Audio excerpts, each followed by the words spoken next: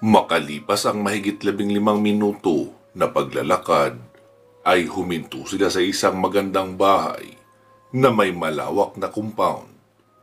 Sabi ni Mang Ignacio, "Kuya, kaninong bahay yan? Bakit ang laki at parang yayamanin ang mga nakatira?" "Oo, mayaman talaga ang nakatira rito. Kapatid ng barangay captain." Pinindot ni Mang Ismael ang doorbell ng bahay. Makalipas ang ilang segundo, ay agad namang bumukas ang gate. "Sino po sila?" "Ay, kayo pala, Mang Maing. Halika po, tuloy po kayo." Wika pa ng ginang na nagbukas ng gate. "Kumusta, Rowena?" "Ayos naman po, Mang Maing." Kumusta na ang dalaga mo?" "Sa awa ng Diyos ay ayos na po. Nawala na rin yung takot niya na lumabas ng bahay. Hindi na rin siya nakakakita ng kung ano-anong nilalang dahil dun sa ginawa niyong ritual at kwintas na ibinigay mo." "Ah, mabuti naman pala kung ganon. Di, bumalik na siya sa pag-aaral."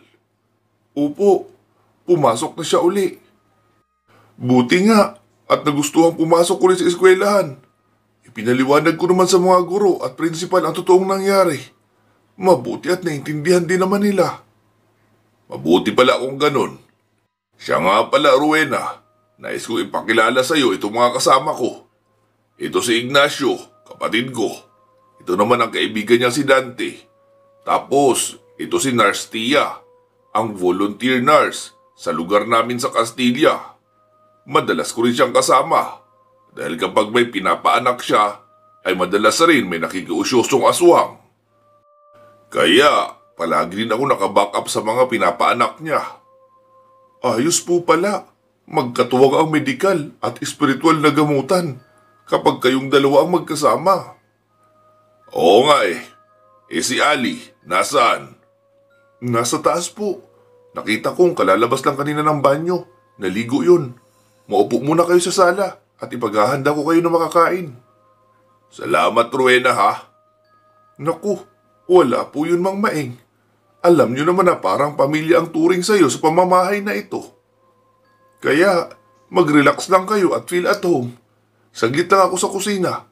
Babalikan ko kayo agad." Wika ng kasambahay. Sabi naman ni Nurse Tia, "Mang Maeng, anong sakit ng anak niya na ginamot mo?" "Noong nakaraang taon kasi, ay may tikbalang na nanggugulo sa bayang ito. Panay ang pangunguha ng mga dalaga. Gusto yatang gawing palahian ng sabay-sabay para makarami agad ng lahi. Isa sa mga dinukot na dalaga ay ang anak ni Rowena. Tapos, anak nitong si Ali. Si Ali ay isang pulis. Pero naniniwala siya sa mga elementong hindi nakikita. Kaya siya mismo ang nagpunta sa akin sa Castilla at sinundo ako.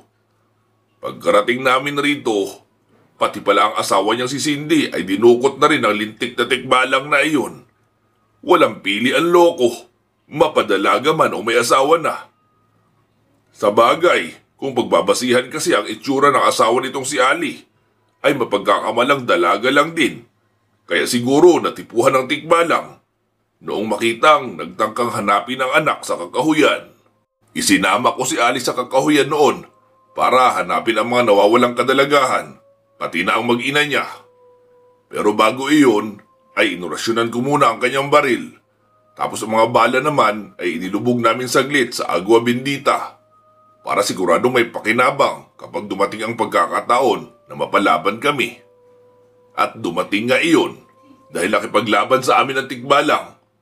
Tuloy-tuloy yun sa pag-atake kay Ali sa pag-aakalang hindi puputok ang baril niya. Pero 3 bala ang tumama sa katawan noon at bumaon. Napaamin namin kung saan niya itinago ang mga kababaihan. Sa awa ng Diyos, nakuha namin ang kababaihan ng ligtas at hindi pa nagagalaw. Dahil may hinihintay pa siyang oras para simulan ang paglapastangan sa mga bihag niya. Tanghali raw dapat at magkasabay ang mainit na sikat ng araw at pag-ulan. Yung mga dalagang nailigtas ay natroma ang karamihan. May iniluwas sa Maynila para sa therapy. Ang iba naman ay ako na ang gumamot. Ilang linggo rin ako pabalik-balik rito para sa paggamot sa mga natroma. Mabuti nga at hindi naman na-trauma ang asawa ni Ali. Ang anak niya lang. Pero, mabilis din naman nakarecover dahil pinalabo ko sa kanilang alaala ang mga nangyari na may kaugnayan doon sa tikbalang at pagkakabihag nila. Kaya, nagsimula nang mawala ang takot kasi wala nang maalala sa nangyari eh. Pero, unti-unti ang proseso para hindi madamay ang mismong alaala nila sa kanilang normal na buhay. Kapag minadali kasi, ay baka amnesia ang kalabasan, pati mga kaanak o kasama sa bahay ay hindi na makilala. At ang malala pa, kung pati ang sarili ay hindi na rin makilala. Sabi naman ni Dante, ang hirap pala nun Mang Maing no? Para ka rin doktor na gumagamot ang utak ng tao na dapat maingat talaga. Sabi naman ni Tia, mabuti nga kay Mang Maing, successful lahat. Kung sa mga doktor, madalas kalahati lang ng pasyente ang naging successful sa gamutan. Minsan, mas kaunti pa.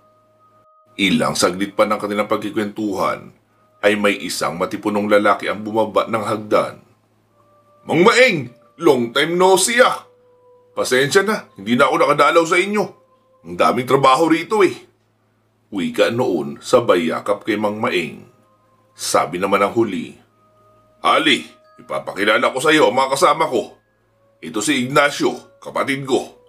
Ito naman si Dante, kaibigan niya. At tinuturuan ko ngayon ng lihim na karunungan.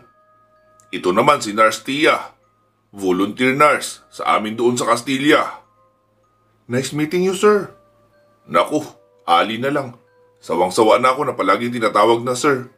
Gusto ko naman na maging normal na mamamayan kapag narito lang ako sa bahay. Nakangiting wika ng lalaki at isa-isa silang kinamayan. Bumalik na rin si Aling Rowena, dala ang pangmeryenda. Ali, saan ang lakad mo? Tanong ni Mang Maing. Sa presinto po, mukhang may pag-uutos sa amin si Mayor eh. Alam mo Mang Maing, timing talaga ang pagdating mo. Mabuti at pumunta ka rito. Ikaw talaga ang kailangan ko ngayon. Hindi lang ako nagkaroon ng oras para sunduin ka sa bahay mo eh. Oh, bakit? Anong problema, Ali? Ito Mang Maing ay impormasyong off the record ha. Kasi hindi naman ito pwedeng i-report sa opisina. Kami lang ni Kuya George ang nag-uusap tungkol rito. Narinig mo na ba yung mga aswang na mula sa lahing Tungaaw? Oo, narinig ko na yan. Pero hindi talaga sila isang totoong lahi. Kahit anong lahi ay pwede maging Tungaaw. Halimbawa, bangkilan ang nanay, tapos normal na tao ang tatay. Noong magkaanak sila, matik na yun na Tungaaw. Ibig sabihin, kalahating aswang at kalahating tao. May option sila na manatiling normal na tao, maging aktibong Tungaaw o maging ganap na aswang. Ha? Hindi ko masyadong makuha ang punto mo Mang Maing. Parang ang gulo eh. Wika ni Ali.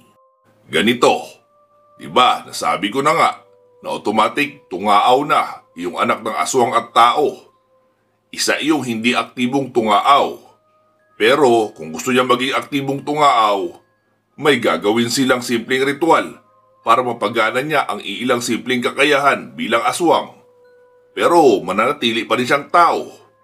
Hindi sila magpapalit ng anyo bilang aswang. Hindi nila kakailanganin kumain ng sariwang laman o dugo ng tao. Pwede silang kumain ng normal na pagkain natin. Kanin, ulam, at kahit pa may asin. Pwede rin silang makapasok sa simbahan nang hindi mababalisa. Iyon ang bahagi ng pagiging tao na magagamit nila. Ang bahagi naman ng pagiging aswang na maaari nilang gamitin ay ang paghaba ng mga kuko. Paghaba kaunti ng mga pangil kapag ginusto nila. Bilis kumilos at madali sila makakapagpagana ng orasyon, lalo na ng orasyong ginagamit para gawing aktibo ang isang kumit. Kaya marami sa mga kumitan ay Tungaaw. Ah, ganun pala yun Mang Maing. So, hindi simpleng mga kumitan ang kalaban natin. Dumarami kasi rito ang biktima ng kumitan eh. Sabi naman ni Mang Maing, paano mo naman nasabing kumitan ang dumali roon?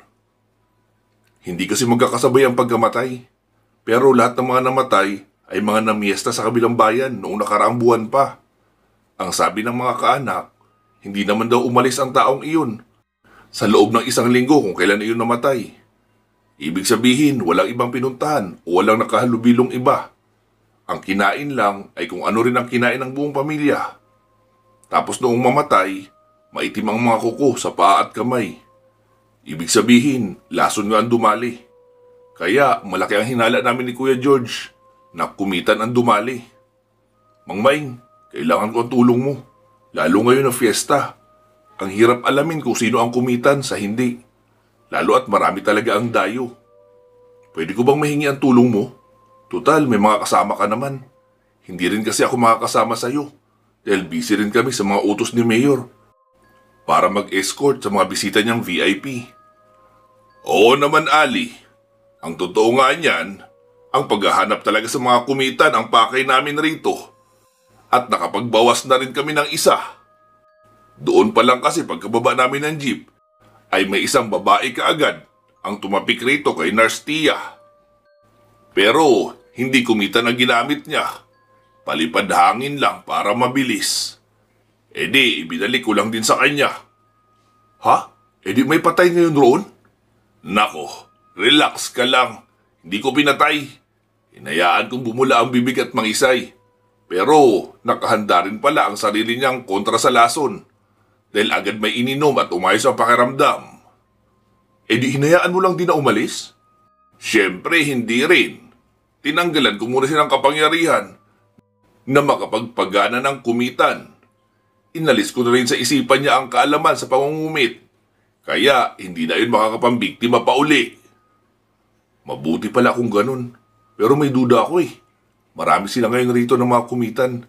Kaya kailangan natin silang mapuksa kagad bago pa sila makapambiktima. Sabi naman ni Dante, mawalang galang lang po, Kuya Ali ha. Ano pong ibig niyong sabihin na puksain? Patayin ba? Parang gano'n na nga. Karamihan naman sa mga iyan ay manlalaban talaga. Lalo kung mga tungaaw naman pala sila. Kaya kailangan na rin nating tapusin ang kasamaan nila at ituring silang hindi naiiba sa mga aswang. Okay po, gets ko na. Bakit Dante? Handa ka na ba sumabak sa laban ng patayan? Opo sir, iyon talaga ang pinunta ko kay Mang Ismael. Ang matuto kung paano lumaban sa mga aswang at masasamang nilalang para masupil ko ang mga rebelding aswang na pumatay sa buong pamilya ko at patuloy na nangunguha ng mga kababaihan na pinagsasamantalahan at kinakain rin nila. Ganun ba? E di tamang tao ang napuntahan mo. Eksperto dyan si Mang Maing. Kaya nga kahit pulis ako ay siyang nilalapitan ko sa mga kasong may kinalaman sa aswang at elemental. Hindi ko naman kasi pwedeng sabihin sa opisina na aswang ang may gawa. At kahit pag gumawa ako ng lehitimong operasyon para tugisin ang mga aswang na yun, ay baka ikapahamak lang din ng mga kasama ko. Kaya ako at si Mang Maing na lang ang tumutugis sa kanila. Minsan kasama ko rin si kuya ko. Siya nga pala Mang Maing, pasyal ka sa barangay hall para magkita kayo ni kuya. Marami rin yung itatanong at ikikwento sa'yo. Oo sige. Baka mamayang hapon. Paano Mang Maing? Maiwan ko na muna kayo rito. Kailangan kong mag-report sa opisina eh. Ipinapatawag kami ni Mayor. Si Manang Rowena na lang ang bahala sa inyo. Feel at home lang kayo ha. Wala naman ako ibang bisita. Hindi kasi ako nag-imbita ng iba. Dahil hindi ko rin maaasikaso. Gawa nang magiging 24 hours ang duty ko kapag ganitong okasyon. Manang Rowena, doon mo na patulugin itong si Nurse Tia sa kwarto mo. Wala namang gumagamit sa kabilang kama, di ba? Oo, sige Ali. Ako na ang bahala sa kanila. Sige, mauna na ako sa inyong lahat ha. Oo, ingat ka Ali. Sagot naman ni Mang Maing. Nagsalita ang kasambahay na si Aling Rowena. Tapos na ba kayong kumain? Sumama na muna kayo sa akin at ituturo ko sa inyo ang tutuluyan yung kwarto para makapag-inat-inat rin kayo at makapagpahinga. Agad na silang nagsitayo at sumunod sa matanda. Pagkabukas ng isang kwarto sa ibaba, ay nakita nilang may 2 double deck roon at maluwag ang silid. Papaano? Dito na ang mga lalaki ha? Ikaw naman iha, dito tayo sa katabing silid. Maiwan ko na muna kayo at maghahanda na ako ng mga lulutuin. Wala naman kaming pangmabigatang handa. Pero nagpaluto si Ali ng 3 klase ng ulam at buko salad. para may mapagsasalusaluhan rin kami na masarap na pagkain rito. Sabi naman ni Nurse Tia, pwede po ba akong tumulong sa iyo sa kusina? Kahit sa paghihiwa lang po. Mahaba naman po ang tulog ko sa buong magdamag kaya hindi ako inaantok. Sige, mas maigi nga at mapapabilis ang trabaho ko kung may katulong sa paggagayat. Wika ng matanda at masaya na silang nagtungo sa kusina. Sina Mang Maing, Mang Ignacio at Dante naman ay pumasok sa kwarto at nag-uusap-usap. Anong plano, Mang Maing? Tanong ni Dante. Manananghalian muna tayo. Makulimlim naman ang panahon. Kaya mga 2:00 lang siguro ng hapon ay simulan na natin maglakad-lakad. Kapag may nakasalubong tayong kumitan ay maaamoy ko iyon o malalaman agad. Kaya yun ang susundan natin para malaman natin kung may iba pa bang mga kasamahan. Paano po kung matagpuan natin ang tinutuluyan nila? At malamang marami pala sila. Anong gagawin natin? Susubukan natin makiusap na matiwasay nilang lisanin ang lugar na ito para wala silang mabiktima. Pero alam natin ang ugali ng mga aswang o kahit pa yung mga tungaaw. Arogante sila dahil alam nilang mas lamang ang kanilang kakayahan kaysa sa mga normal na tao. Hindi sila aalis at susubukan tayong tapusin para ibigay ang katawan natin sa mga kaanak nilang aswang kung sakaling maigupo nila tayo. Kaya ibigay natin ang nararapat. So ibig pong sabihin, 90% na isang sagupaan ang pupuntahan natin mamaya? Oo, Dante. Bakit? Natatakot ka ba? Mali kayo nang naiisip, Mang Maing. Excited na ako makaharap ang mga aswang o tungaaw man yan. Dahil sawang-sawa na ako na pinatayong kahoy at hangin lang palagi ang tinatagpas ng itak ko. Gusto ko nang mabahiran ng dugo ng aswang ang itak ko na ako mismo ang gagamit. Huwag kang mag-alala, Dante. Hindi tayo uuwi ng Kastilya kung wala tayong mababawa sa lahi ng mga aswang o kahit ng mga tungaaw. Wika ni Mang Ismael at humiga na sa kama saka pumikit. Si Mang Ignacio ay humiga na rin. Pero si Dante ay umupo sa sahig. Kinuha ang itak at ang batong panghasa ng itak na masyadong manipis ang grano para mas lalo pang mapatalas ang kanyang gagamiting itak para sa labanan. Ilang saglit pa ay naririnig niya na ang mahinang hilik ng magkapatid. Kaya itinigil niya na ang paghahasa ng itak at lumabas ng silid. Nagtungo siya sa kusina at nakiinom ng tubig. Saka umupo sa hapagkainan kung saan naghihiwa ng mga rekado ang dalagang si Tia. Dante, ano raw ang plano mamaya? Hahanapin na namin ang mga kumitan. Paano kung magpalit sila ng anyo at naging aswang, tapos marami pala sila? Lalabanan nyo? Oo naman. Ilang linggo na ako nagsasanay para sa pagkakataong may makaharap na mga aswang. Kaya excited na ako makaharap sila. Mag-iingat ka, Dante, ha? Pumalik ka ng buhay. Seryosong wika ng dalaga na may lungkot sa mga mata. Abay, oo naman. Babalik ako ng buhay dahil ikaw na mismo ang nag-request. Sagot ni Dante. Tipid nang umiti ang dalaga at muli nang itinuon ang mata sa hinihiwa. Medyo nakaramdam ng pagkailang si Dante dahil parang out of place siya. Ayaw niya namang magmagaling, baka makagulo lang siya sa pagluluto ng dalawa. Kaya nagpaalam na lang siya kay Tia na babalik na sa kwarto para matulog nang makapag-recharge ng lakas para sa labanang magaganap sa kinahapunan. Pasado 12:00 noong pumasok si Nurse Tia sa kwarto ng mga kasamang lalaki at ginising sila para kumain na ng tanghalian. Agad na rin naman silang nagsibangon dahil pare-pareho silang nagugutom na. Matapos makakain ay saglit silang nagpahinga sa sala habang nanonood sa pinapanood ni Aling Rowena na panghapong drama sa telebisyon. Hanggang sasabihin ni Mang Ismael, Mag-aalas-3 na. Tara, lumakad na tayo. Makulimlim naman. Saktong-sakto ito sa paglalakad, hindi mainit. Okay po. Sagot ni Dante at agad nagtungo sa silid na kanilang tinutuluyan para kunin ang itak at itinali sa likuran. Saka nagsuot ng jacket para hindi iyon nakikita. May plastic bottle rin siya na may lamang asin at abo. Isa rin iyong pangontra na magagamit kung sakaling may totoong aswang na makikisali sa gulo.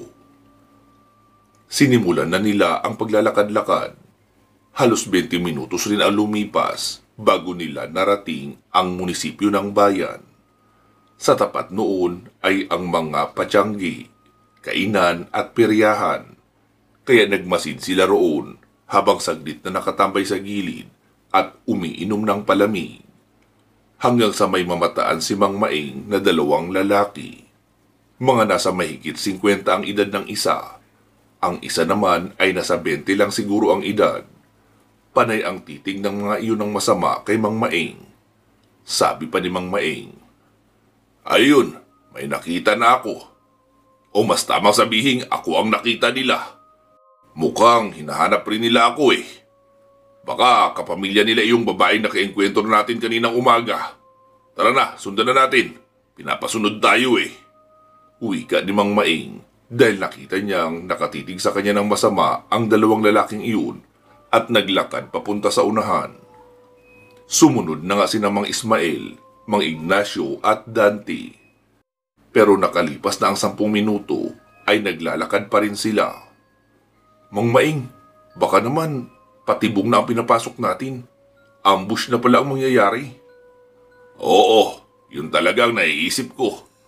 Pero tiwala naman akong kakayanin natin.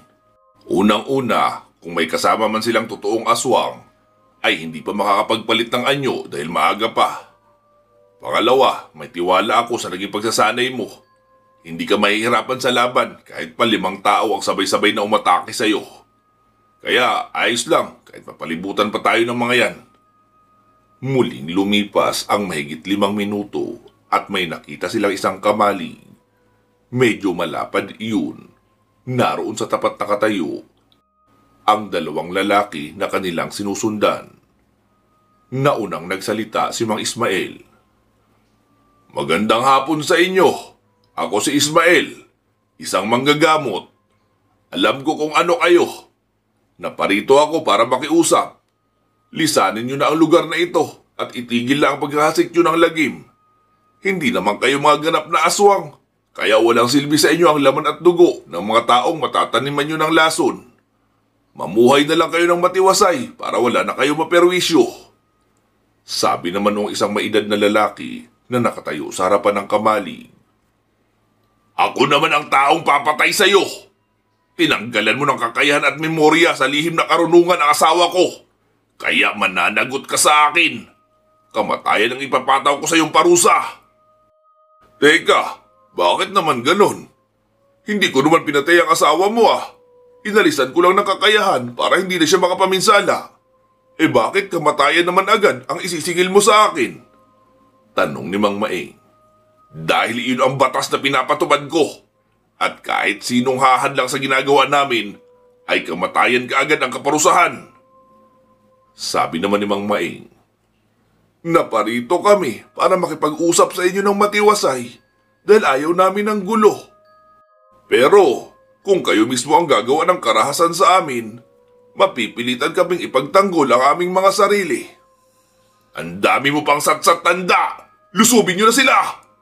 Sigaw noong maedad na lalaki na mukhang siyang tumatayong pinuno ng grupo. Tapos may 5 kalalakihan ang lumabas at isang babae. Iyong babaeng tinanggalan ni Mang Maing ng kakayahan. Sabi naman ni Mang Maing, "Ano pang hinihintay niyong dalawa? Sinalubong tayo ng mainit na pagtanggap. E di ayan, yakapin niyo sila." Nakangiti naman pareho sina Mang Nasi at Dante.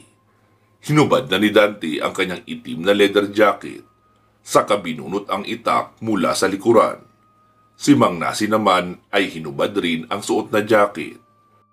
Tumambad naman ang mga pinatulisang bagakay na tag-1 kalahating dangkal ang haba o isang ruler. 6 na piraso iyon. Kumuha siya ng 2 noon at agad sinalubong ang 2 lalaki na hindi naman nagmukhang aswang pero naging mas mahaba at mas malaki kaunti ang mga braso. Maugat at mabalahibo na may matutulis na kuko sa kamay. Naging mapula rin ang kulay ng mata. Maliban sa mga pagbabagong iyon ay wala nang palatandaan na isa silang ganap na aswang. Kaya malinaw na kay Mang Maeng na puro lang tungaaw na mga kumitan ang naroon. Pagkalingon ni Dante kay Mang Maeng ay nawala na ito bigla. Saan na nagpunta yun?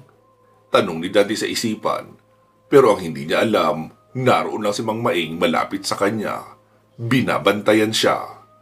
Nakakubli lang ito sa orasyon ng sabulag. Nagulat si Dante noong makitang may isang lalaki ang naroon na sa kanyang bandang itaas. Masyadong mataas ang pagkakatalon noon. Malamang ay pumatong sa isang puno bago tumalon at umatake sa kanya. Sinalag niya ang kalmot gamit ang itak na hawak niya sa magkabilang dulo, kaya hindi siya tinamaan. Pero habang nasa ere ay mabilis naman iyong nakabitaw ng sipa na tumama sa katawan ni Dante, kaya tumalsik siya at nagpagulong-gulong. Lintik, naisaan ako ron ah. Wika ni Dante at agad bumangon. Pero katatayo niya pa lang ay papalapit na sa kanya ang dalawa pang lalaki. Gigil na gigil silang umatake para pinsalain na si Dante. Nauuna ng dalawang hakbang ang isang lalaki na nakalapit kay Dante. Isang malakas na kalmot ang binitawan noon patungo sa leeg. Mabilis naman na nakayuko si Dante at tinagpas ang tagiliran noong lalaki. Dahil sa sobrang talim ng itak at manipis na damit lang naman ang suot noong lalaki, kaya malalim ang naging hiwa at agad tumagas ang masaganang dugo. Pagkalampas roon ni Dante ay iniwanan niya pa ng pagwasiwas ng itak na tumama naman sa batok noon at lumaylay. Mas lalo nang galaiti sa galit yung pangalawang lalaki at pasigaw na umatake. Pero dahil nakalampas na sa kanila si Dante, kaya hindi niya inabot ng kalmot. Agad namang tinadyakan iyon ni Dante sa may balakang, kaya napasubsob iyon sa kasamang naghihingalo na sa lupa. Iyong lalaking naunang sumalakay kay Dante ang kanyang inaabangan dahil mas malaki iyon at mukhang mas malakas. Pagkasugod noon ay agad nag-sidestep si Dante at binalya iyon sa tagiliran kaya na out of balance at natumba. Pagkatayo ay saglit na nagpalingalinga at hinahanap si Dante na naroon lang pala sa likuran. Noong papalingon na iyon sa likuran ay agad isinaksak ni Dante ang kanyang matalas na itak sa likuran noon sa kaliwang bahagi. Tumagos pa nga iyon sa harapan. Pagkabunot ni Dante ng itak ay agad na rin iyong humandusay at binawian ng buhay. Noong muling lingunin ni Dante iyong isang lalaki na napasubsob dahil sa sipa niya sa balakang, ay papasugod na rin iyon. Pero tumayo ng tuwid si Dante at ibinalik sa lagayan sa kanyang likuran ang itak.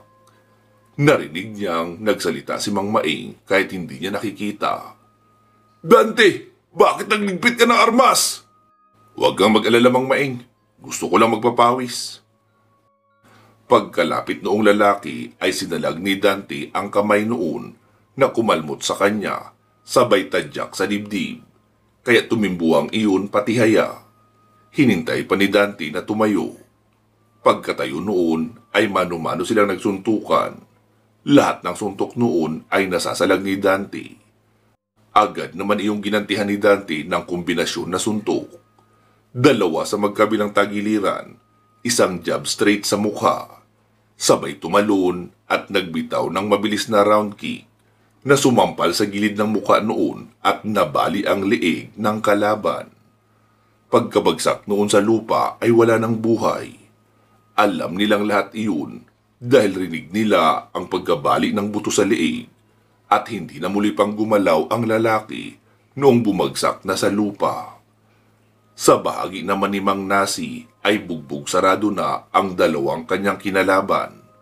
Makikita rin ang mga naiwan niyang tigdalawang bagakay na nakatarak sa dibdib ng bawat isa sa mga iyon. Nagliyab sa galit ang namumuno sa mga kumitan at biglang sumugod patungo kay Dante. Muling narinig ni Dante ang boses ni Mang Maeng. Dante, humanda ka! Papalapit na ang pinuno nila! Nakatitig lang si Dante sa pinuno noong mga kumitan habang tumatakbo ng mabilis patungo sa kanya. Walang kakilos-kilos si Dante na naghihintay lang na malapitan siya noong lalaki na galit na galit. Noong malapit na ay bigla siyang nag-sidestep. Noong bumalik ay isang pwersadong sipa ang kanyang binitawan na sumampal sa lalaking iyon. Sa sobrang lakas ng sipa ay tila isa lamang magaan na bagay ang lalaki na bumagsak at sumampal pang muli ang kabilang bahagi ng mukha sa isang bato. Halos madurog ang kalahati noon at dinig rin nila ang pagkabali ng buto sa leeg. Nagsalita si Mang Nasi. Dante, tapusin mo na! Baka magawan pa ng paraan ng mga kasama na buhayin. Wika noon, sabay hagis ng bagakay. Pagkasalo naman doon ni Dante ay diretsyong isinaksak sa dibdib noong may edad na lalaki. Napatili ang babaeng kumitan na naroon na nakatayo sa may harapan ng kamalig. Nagulat pa iyon noong muling lumitaw sa tabi ng kasama niyang binata si Mang Maeng at nakapatong na ang kamay sa ulo noon. Habang patuloy sa pag-usal ng orasyon, napaluhod ang binata at nanghina. Wala namang nagawa ang ginang kundi ang tumingin lang. Noong matapos ang pag-uorasyon ni Mang Maeng ay saka siya nagsalita. Bibigyan ko kayo ng pagkakataong mabuhay at magbago. Kaya huwag niyo itong sasayangin. Umalis na kayo sa lugar na ito ngayon din. Wika ni Mang Ismael. Agad namang inalalayan ng ginang ang binata at itinayo. Pumasok muna sila saglit sa loob ng kamalig upang kunin ang kanilang mga gamit saka umalis. Noong wala na ang dalawa ay sabi naman ni Mang Nasi, Ayos ka kuya, nagsabulag ka bigla noong labanan na? Oo naman, para si Dante ang asikasuhin ng mga iyon. Alam kong gigil na si Dante eh. O di ba?